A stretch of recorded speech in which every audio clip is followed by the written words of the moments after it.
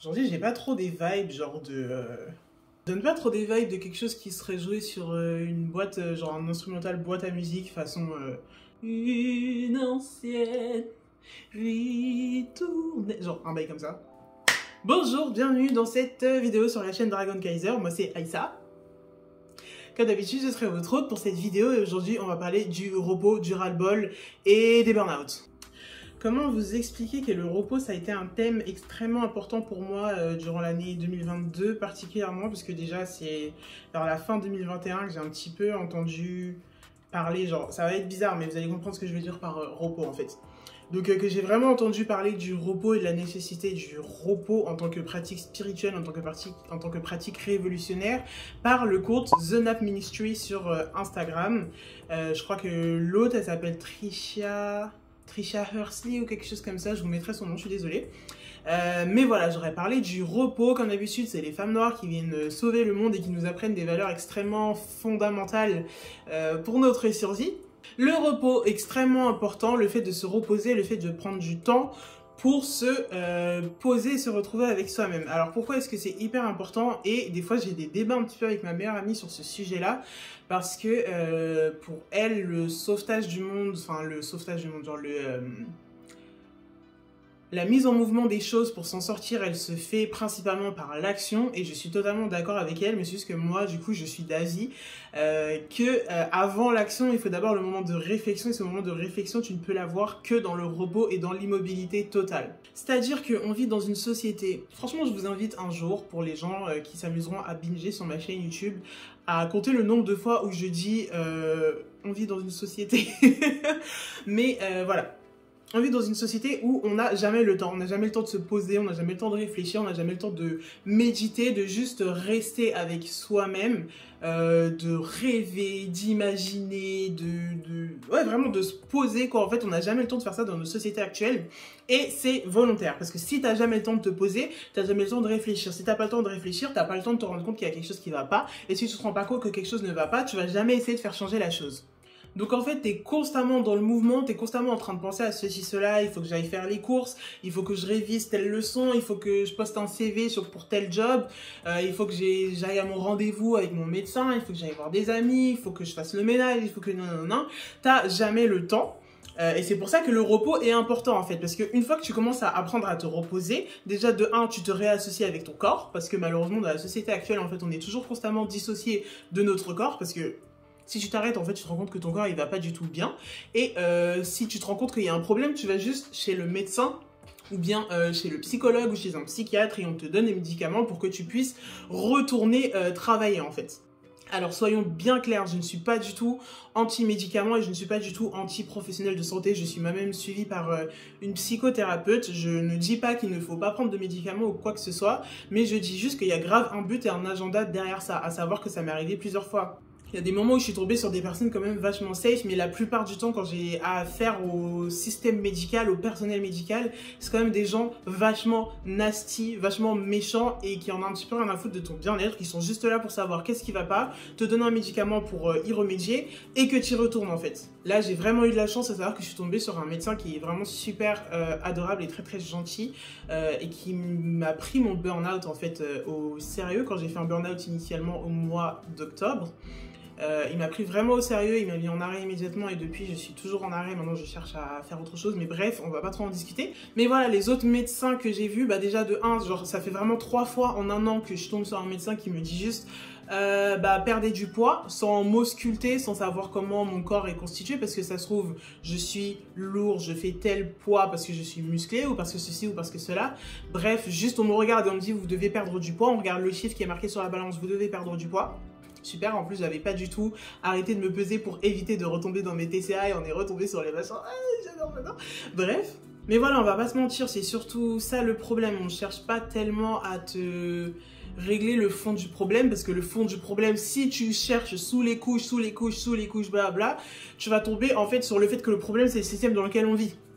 c'est pas toi le problème, c'est pas toi qui est bizarre, c'est pas juste parce que t'es autiste ou parce que t'es borderline ou parce que t'es bipolaire ou parce que ceci, cela. C'est à cause du système dans lequel tu vis. La plupart des problèmes que l'on a sont des réponses soit à des traumas, soit à des facteurs extérieurs nerveux, à savoir, bah voilà, le burn-out. Genre, c'est pas moi, j'ai fait un burn-out parce que je suis pas calibré pour faire face à ce genre de choses, mais parce que littéralement mon travail était horrible, que j'avais trop de choses à faire, que c'était difficile, que je supportais pas de passer toutes mes journées à travailler et que ça m'a mis dans le mal. C'est pour ça que j'ai fait un burn-out, parce que littéralement en tant qu'humain, en restant incarné dans mon corps, j'ai fait un burn-out au bout de 9 mois. Pour te dire, il y a des gens, ils font des burn-out au bout de genre 10 ans, tu vois. Moi, ça m'a pris 9 mois pour faire un burn-out parce que je voulais à tout prix rester dans mon corps. J'avais mal partout, du coup, en fait, je sentais, j'avais mal au dos, j'avais mal aux genoux, j'avais mal au machin. Les médecins qui me disent, ouais, perdez du poids et tout, mais j'ai jamais eu mal comme ça partout. Alors qu'avant, j'étais très sportif, alors que j'ai été plus mince, j'ai été plus gros que ceci ou cela.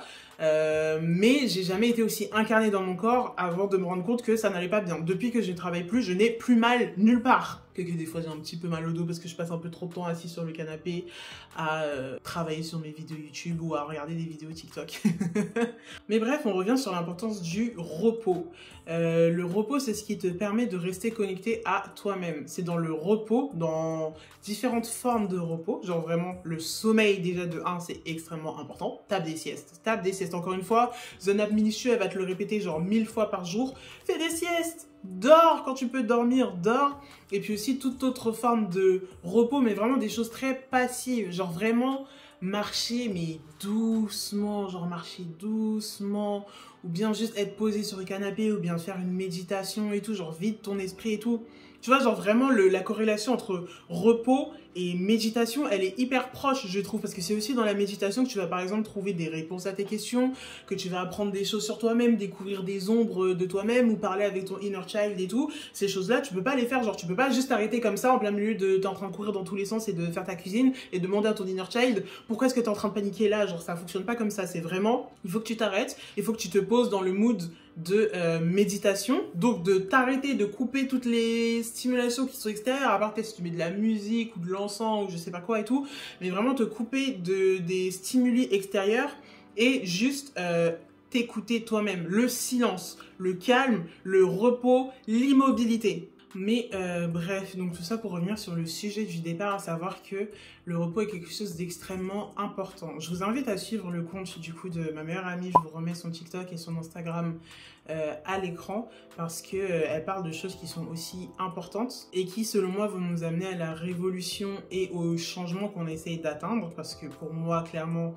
j'espère en tout cas que j'attire des personnes qui cherchent à atteindre la libération. Libération par là, j'entends la libération du capitalisme, la libération du labeur et de l'exploitation en particulier, genre puisque le labeur, il faut fournir du labeur dans la vie, même si même si on vivait dans un monde incroyable où voilà, on pouvait se balader tous les jours dans la forêt, il y a quand même des formes de labeur qui devraient être faites, à savoir, je sais pas, genre faire de la chasse, planter des légumes, s'occuper, labourer un champ et tout ça c'est du labeur aussi, mais le labeur qu'on fait actuellement sous le capitalisme, du coup c'est du labeur qui est de l'exploitation, parce que je suis toujours payé, je vais dans tous les sens dans cette vidéo, je suis désolée, genre vraiment, elle est pas scriptée, c'est pour ça que c'est n'importe quoi, genre vraiment je vous dis ce qui est en train de me passer par la tête et tout. Mais voilà, genre du labeur, tu es toujours payé moins que la quantité de profit que tu ramènes à ton patron. C'est cool d'être auto-entrepreneur et tout ce genre de choses, blabla, mais c'est pas ça qui va nous amener à la libération. Ce qui va nous amener à la libération, c'est la communauté, c'est le silence et c'est la reconnexion à la terre et la reconnexion au sol et aux créatures qui nous entourent, parce qu'on en fait partie en fait de ce monde. Et tant qu'on reste déconnectés les uns des autres, tant qu'on reste déconnectés des animaux, des plantes et des différents écosystèmes, on va jamais s'en sortir. Sauf que pour te rendre compte que tu es connecté avec ces choses-là, il faut d'abord que tu te reconnectes à toi-même. Pour te reconnecter à toi-même, il faut que tu te reposes, il faut que tu te calmes, il faut que tu t'immobilises et que tu restes dans le silence, que tu te reposes et que tu rêves. Je continue à citer un petit peu les idées de The Nap Ministry, parce que vraiment quand je vous dis que j'ai appris tellement de choses grâce à cette dame, c'est pas des blagues. Mais qu'est-ce que j'allais dire? Pour une fois dans ma vie, c'est toujours quand je commence à filmer des vidéos que ma tête elle se vide. C'est jamais le vide dans ma tête, genre I have ADHD les gars. C'est jamais le vide dans ma tête, c'est que quand je dois me rappeler un petit peu de ce que je voulais dire ou que je dois me rappeler de mon script, que ça commence à faire le vide dans mon crâne. C'est drôle ça. Les rêves, le fait de rêver, voilà, ça y est, c'est revenu. Le fait de rêver et d'imaginer en dehors du capitalisme aussi, c'est très important. Parce qu'il y a pas mal de gens, genre quand tu dis, ouais, voilà, comment est-ce qu'on fait pour améliorer la situation et tout, ils te disent, ouais, bah vas-y, venez, on augmente les salaires, on fait des semaines de 25 heures. C'est très cool, c'est déjà un premier pas pour que les gens aient une vie déjà beaucoup plus digne que ce qu'on a actuellement, genre parce que clairement, genre le SMIC ou 1600 euros, 1700 euros par mois, c'est absolument pas suffisant pour vivre. Mais rêve un peu plus loin en fait, genre de quoi est-ce que tu rêves toi dans la vie? Me parle pas de je rêve d'un travail, je rêve d'une carrière, je rêve de ceci, cela, genre rêve par toi-même, ce qui toi te tient à cœur. Si tu n'étais pas obligé de travailler pour le restant de tes jours, qu'est-ce que tu voudrais faire de ta vie? Qu'est-ce qui t'intéresse? Qu'est-ce qui te passionne? Avec qui est-ce que tu te vois? Dans quel genre de situation? Moi, quand j'essaie de rêver pour moi-même en dehors du capitalisme, bah, je rêve beaucoup déjà de communauté, je rêve beaucoup de relations avec les autres, je rêve d'amis, je rêve de voisins, je rêve de villages où on se soutient les uns les autres, où on s'entraide, où on s'apprend les choses les uns les autres. Je rêve aussi de l'exploration de moi-même énormément, genre apprendre qui je suis en tant que personne, parce que malheureusement, bah, sous le capitalisme, voilà, genre très très tôt, on t'apprend tu es comme ceci, tu es comme cela, ou tu dois être comme ceci, ou tu deviendras ceci, tu deviendras une fille, tu deviendras une femme, tu deviendras un travailleur, tu deviendras un père de famille, tu deviendras, tu vois ce que je veux dire? Et du coup, reprendre un peu ce pouvoir et de me dire, bah ouais, moi je rêve de m'explorer moi-même, je rêve de développer toutes sortes de capacités, en fait, j'aimerais tellement, mais bah, depuis que je suis seule et même avant déjà d'être en arrêt maladie et tout, je rêvais pas mal de la version de moi-même que je voudrais être et j'ai commencé à travailler, entre guillemets, j'essaye d'éviter d'utiliser le mot travailler pour dire des choses qui n'ont rien à voir avec le travail, mais de me pencher en fait sur cette version de moi-même que j'aimerais être. Donc j'ai commencé à réapprendre à chanter, j'ai commencé à dessiner, j'ai commencé à faire de la peinture qui sont des choses que j'avais pas fait depuis que j'étais enfant, mais genre vraiment très très jeune. J'ai déjà posté quelques-unes de mes peintures sur Instagram, je les adore et j'ai pas du tout honte de les poster, mais on peut pas nier que niveau technique, c'est vraiment pas ça du tout, tu vois, parce que j'avais jamais appris, parce que j'étais en mode, si tu t'es pas doué pour faire quelque chose, bah ça sert à rien de le faire en fait. Et c'est que maintenant que je me réconcilie avec le fait de me dire, mais j'ai le droit de faire quelque chose même si je suis nulle, même si j'ai pas de technique, même si j'ai pas de... Putain, ma bougie à côté, là, la bougie des ancêtres, elle est en train de péter un plomb, je sais pas si vous voyez.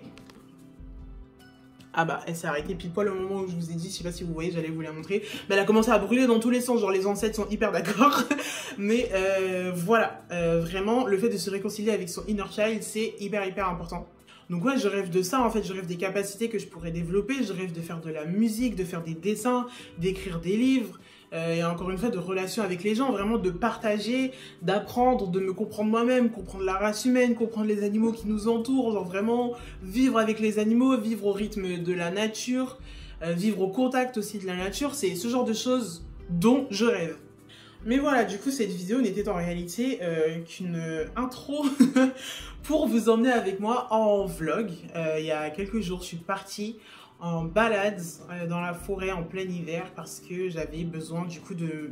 Même si je ne travaille plus actuellement et tout, je suis quand même pas mal sur les écrans et sur mon téléphone. Je prépare bien évidemment mes projets pour le futur, mais c'est vrai que je passe pas mal de temps sur les écrans et j'avais besoin de sortir sans cela. Donc je suis allée dans la forêt à côté de chez moi, je me suis un petit peu baladée. Malheureusement, tout était mouillé, donc ma balade a duré beaucoup moins longtemps que ce que j'aurais voulu. Mais voilà, j'y suis allée, j'ai ouvert mes archives akashiques. Je me suis connectée au divin, je me suis connectée à moi-même. Je suis restée dans le silence, dans le froid aussi, c'était vraiment pas ouf. Et je suis restée dans le silence, dans le calme, juste avec les quelques passants qui avaient eu le courage de sortir ce jour-là, et avec moi-même, mes ancêtres, les archives akashiques et les arbres. Let's go!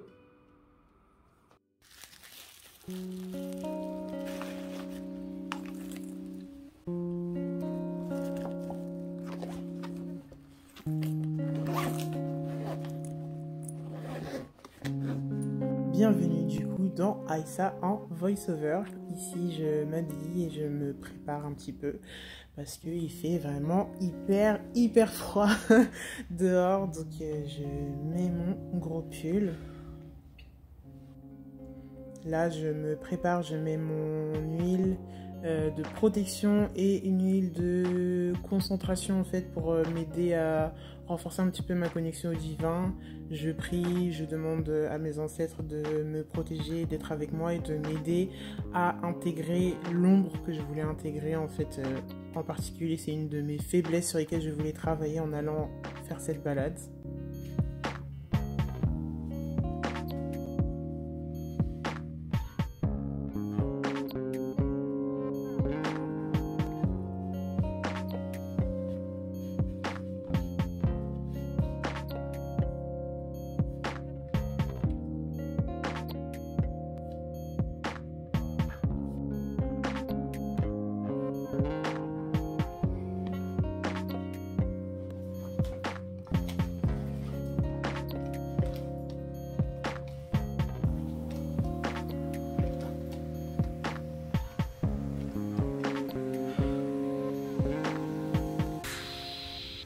Et puis, ça y est, let's go, on est dehors. Comme je vous ai dit, il faisait vraiment pas beau et tout était mouillé parce qu'il avait plu 2 ou 3 jours avant. Donc j'ai pas pu voir tous les beaux paysages que je voulais voir, mais ça m'a quand même fait du bien d'être dans un endroit où il y a de l'herbe, genre vraiment touching some grass. Là, vous pouvez voir mes chaussures absolument dégueulasses parce que j'ai essayé de marcher du coup dans les endroits qui étaient complètement boueux et ça les a bien salis.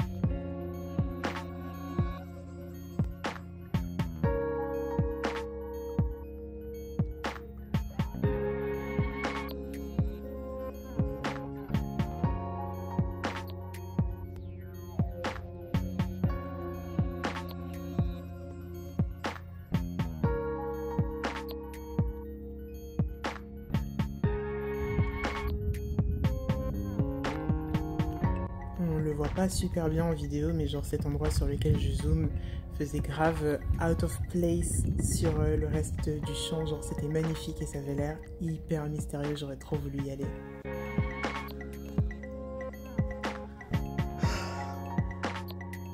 Petite pause déjeuner pour manger mon délicieux sandwich avocat fromage que j'ai bien fumé en faisant un petit peu un compte rendu de toutes les choses auxquelles j'avais réfléchi pendant mon voyage.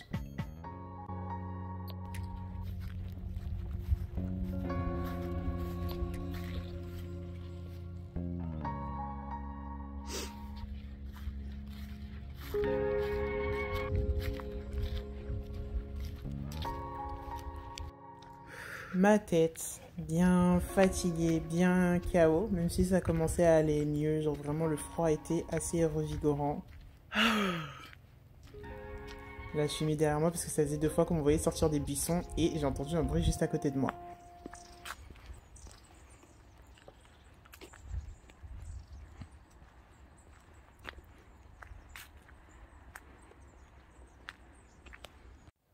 Et enfin, sur le chemin du retour après ce long périple, mon délicieux Kinder Pingui complètement écrasé dans mon sac.